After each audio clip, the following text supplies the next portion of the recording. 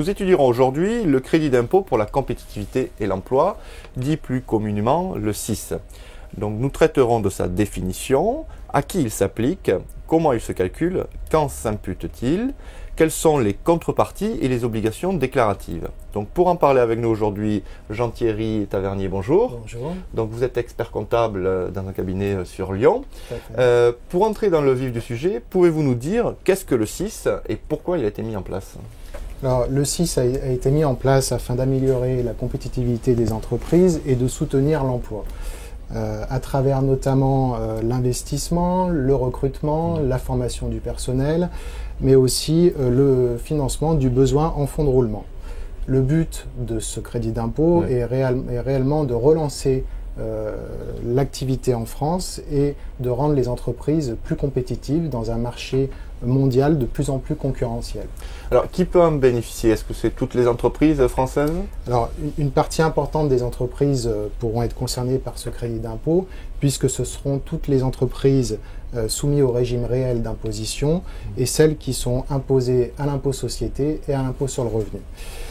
Quel que soit leur mode d'exploitation, c'est-à-dire les entreprises individuelles, les sociétés de capitaux, les sociétés de participation, et quel que soit leur domaine d'activité. D'autres entreprises qui peuvent être potentiellement exonérées d'impôts sociétés, type ZFU, ZRU, pourront aussi bénéficier de ce crédit d'impôt. Alors, comment finalement se calcule-t-il? Alors, dans un premier temps, au titre de l'année 2013, le taux sera de 4% des rémunérations brutes versées, et en 2014, ce taux de 4% sera porté à 6%.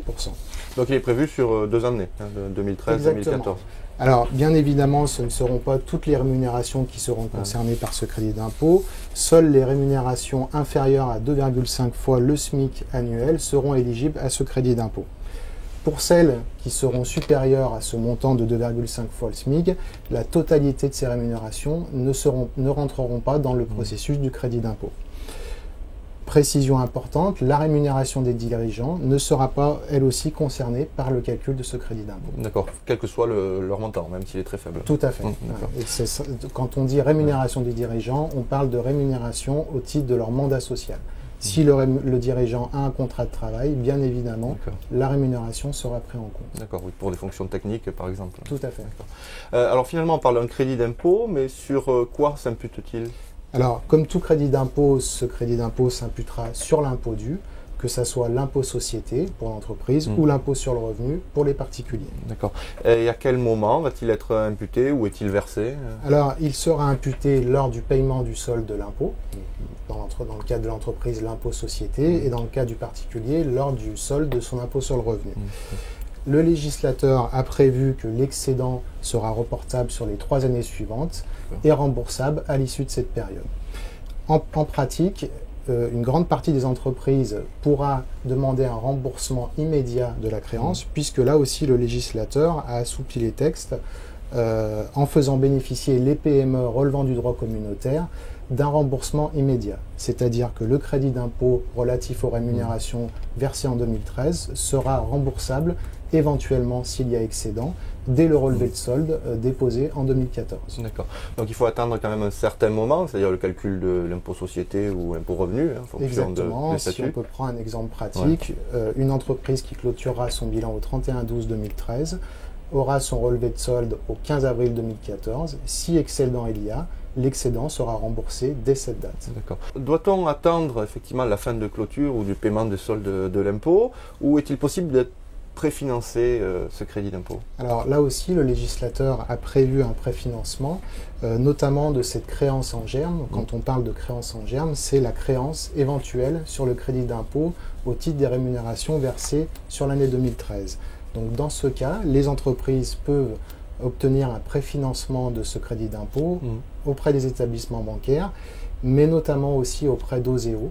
Donc Oseo a mis en place un dispositif de préfinancement appelé Avance plus Emploi, et la demande peut être faite sur le site d'Oseo. Cette demande doit être souscrite donc sur le site et attestée par un expert comptable, notamment sur les modalités de calcul. Oseo a aussi prévu la possibilité de garantir l'éventuel financement bancaire à hauteur de 50%.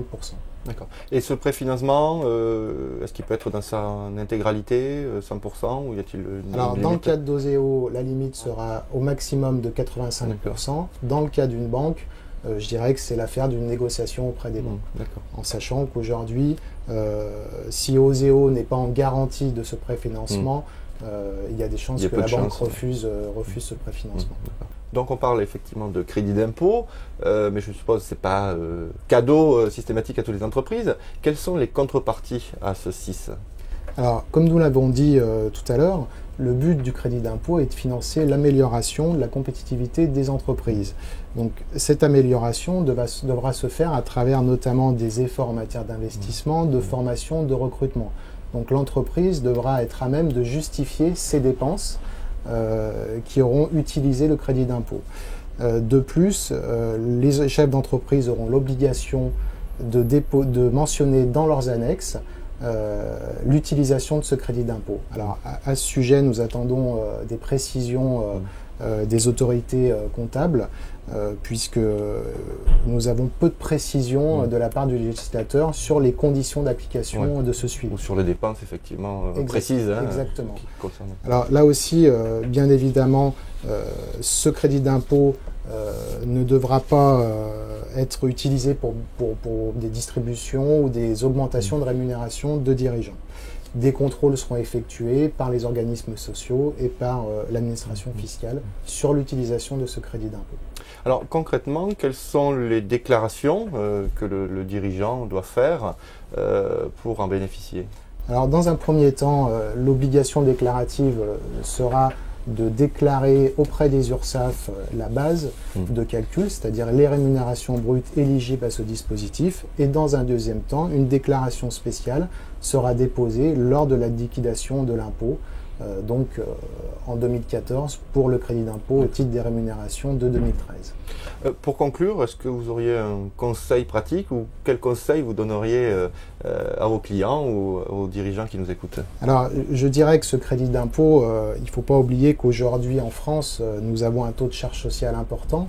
Donc, il a aussi pour but de limiter le poids de la masse salariale des entreprises et donc de les rendre plus compétitives dans une concurrence mondiale. Ce dispositif aura pour les entreprises un double impact. Il leur permettra d'obtenir une vraie bouffée d'oxygène en termes de trésorerie, mais aussi une amélioration du résultat et de ses fonds propres.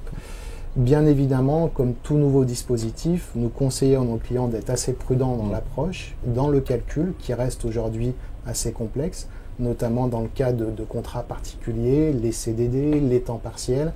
Beaucoup de précisions restent à apporter sur la détermination de ce calcul.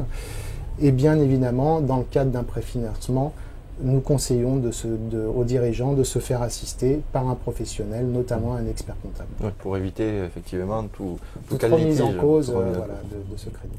Jean-Thierry Tavernier, merci beaucoup pour toutes ces explications. Merci.